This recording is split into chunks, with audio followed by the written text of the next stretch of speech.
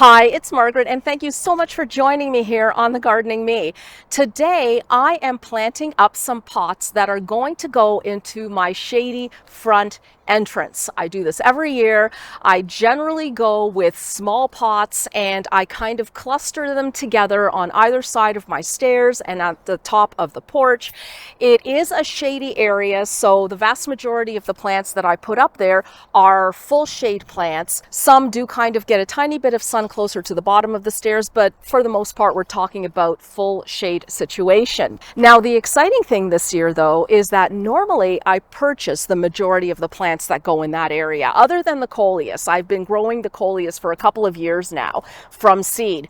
This year, though, I added a couple of more plants that I grew from seed to the roster, and that is the lobelia right here, as well as the impatiens, and I am thrilled with the results for both of them. I will definitely be doing this going forward. In addition to that, I have actually purchased a couple of beautiful begonias here. I was at a garden center 2-3 weeks ago and I saw these and I snapped them right up. Rex begonias are perfect for the shady conditions on my front porch, so I do have a couple of those. And I also have a Rex begonia that I grew from seed that is still teeny tiny. I'm hoping it grows big. I was actually expecting this to be pretty huge, and maybe it will still get that way, but at this stage of the game, it's still a baby.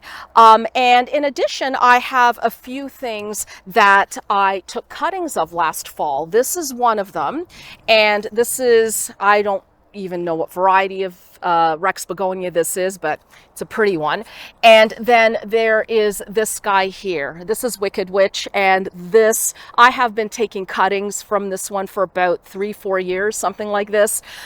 So the mama plant is like 3 years old, and this, every year I take cuttings, and you know, this is the result. It's an amazing, amazing coleus. This one actually does well in both sun and shade, so that's also a big bonus. So before I start potting everything up, though, I thought I would just take you on a tiny little tour, a little bit, you know, in depth, a little closer up than what I've done so far, of the plants that I am going to be potting up today. The first one here is the coleus, and I have 3 gorgeous, gorgeous varieties here.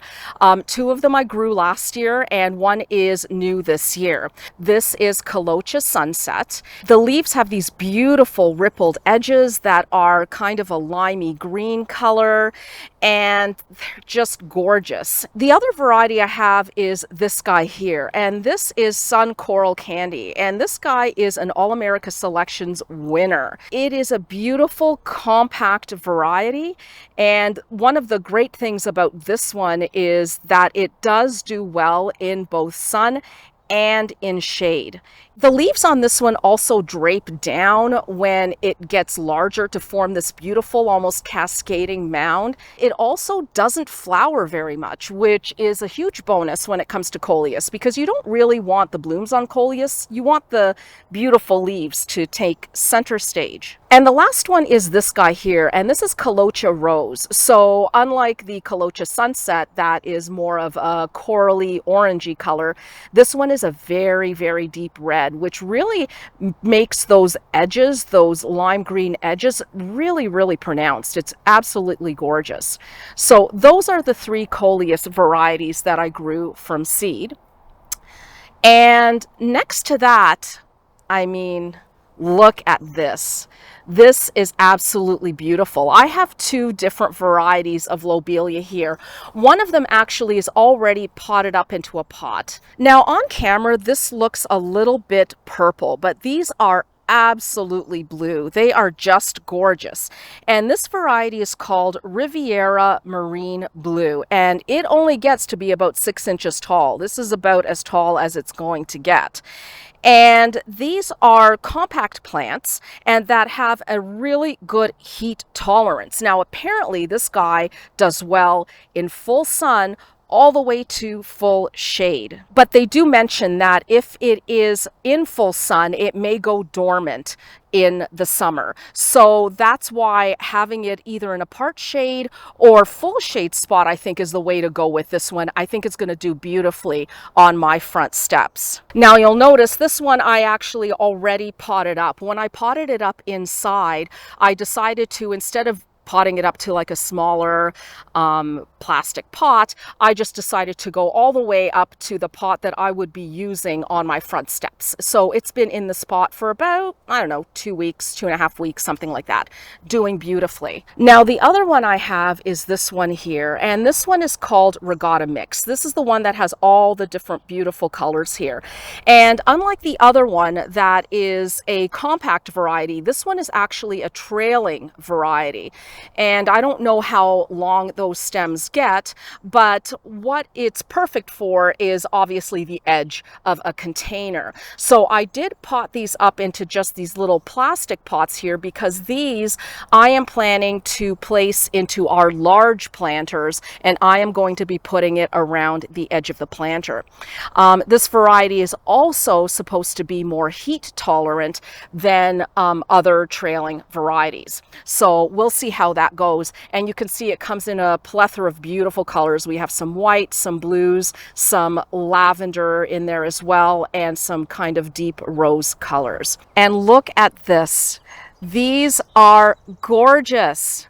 So these are Solarscape XL Pink Jewel Impatiens, and they are also an All-America Selections winner, and actually they're a winner for this year, for 2024, and they are unbelievably beautiful. Now, unlike regular Impatiens, these are actually recommended for part shade all the way up to full sun. Now the plants are mounded and they will flower non-stop all season long. One of the things that has recently plagued a lot of Impatiens is mildew, and these are disease resistant, especially when it comes to the Impatiens downy mildew. And they look great when they're in beds, they look great in pots. I mean, I just can't say enough about them. They're gorgeous and they were relatively easy to grow. I'm quite surprised. I already showed you these guys. I grew these from cuttings of a plant that I had last year. Here's a Rex begonia I grew from seed, and I do have to say that it has sized up quite a lot in the last couple of weeks. So I am going to be putting this one in a regular normal sized pot and see how it goes. My original plan was to have this one in actually one of my really large pots, because when I saw it at the end of the season at William Dam, this thing was enormous. It was huge, but I have a feeling that it might take all season to get there. So I'm going to have to come up, I think, with an alternate plan of what goes into those large pots as kind of the thriller of the pot. This guy, though, I still do have hopes that it will continue sizing up and perhaps put on a good show in one of the smaller pots. And then, of course, I have my Wicked Witch, which is a coleus that I have been propagating through cuttings for the last few years. It's an absolute favorite. Again, this coleus does beautifully in my front porch area, and it is another one that rarely flowers. And now these are the Rex begonias that I have so far. I'm hoping to find at least 1 or 2 more, I think, when I go plant shopping. This one is called Escargot, for obvious reasons. Look at the curlicue on that. This is actually one that I did buy last year as well, and I did try to overwinter it, but I was not successful in that. I'm going to try it again this year. And here's another one that is so unusual. I mean, look at how bumpy that is. The texture on that is just crazy. This one here is called Iron Cross. And then last but not least is this one. This is a beauty as well. This one is called Fireworks.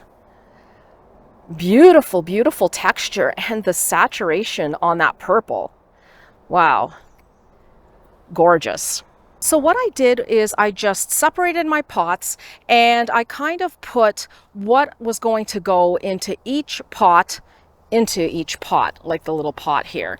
And now that I've kind of figured it out, I am just going to pot them all up.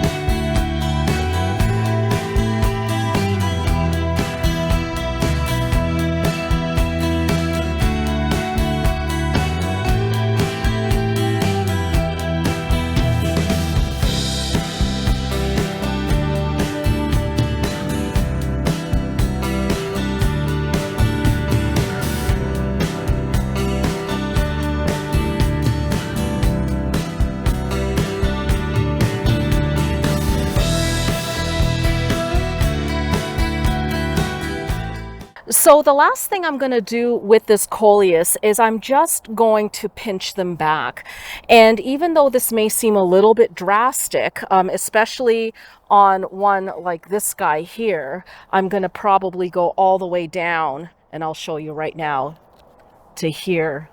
This looks really drastic, but this really helps them get big and bushy in the long run. So it really is worth doing. So there's this one. Here's the Colocha Sunset, and I'll just go down to here for that one. And for this guy here, I'll just go like that to that. And like I said, looks drastic, but it's going to make a huge difference in how big and bushy these get. For the impatiens here, it actually looks like it's naturally branching, and maybe that's how this variety is. So for the time being, I'm not going to bother pinching it back. I'm just going to see how it goes. And I think this one might be fine just as that, because here, this is a new branch, this is a new branch, and look how big it is. This is the main, I guess, leader, and this one's pretty big as it is. So I'm just going to leave it and see what happens. And here we are, everything is potted up. I am going to water everything in. Now, normally I will use a organic kelp-based fertilizer to water it in, but in fact, all of these were just fertilized a couple of days ago. So today I'm just going to use plain water. And then I'm going to move them to the front porch, and I will put in here what they look like after I move them.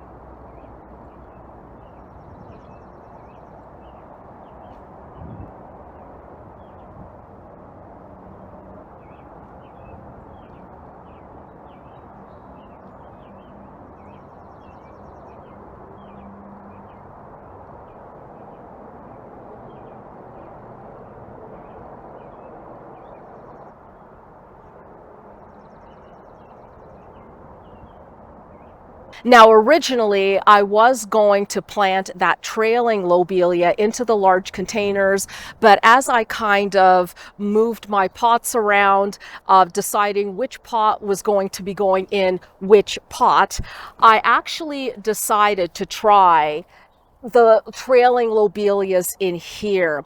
And here is a impatiens and the trailing lobelia in front. Now, right now they look tiny, but impatiens generally get huge. So normally it's not uncommon for them to get like this big. So I'm expecting that it won't take that long for this pot to totally fill in with the impatiens, and then I'm hoping to see that lobelia trailing over the side. I think that will be gorgeous. And I did 3 pots like that. So I'll have to figure out something else to put in those large pots as trailers. Anyhow, that's, I think, it for today. So thank you so much for joining me, and we'll see you next time. Bye.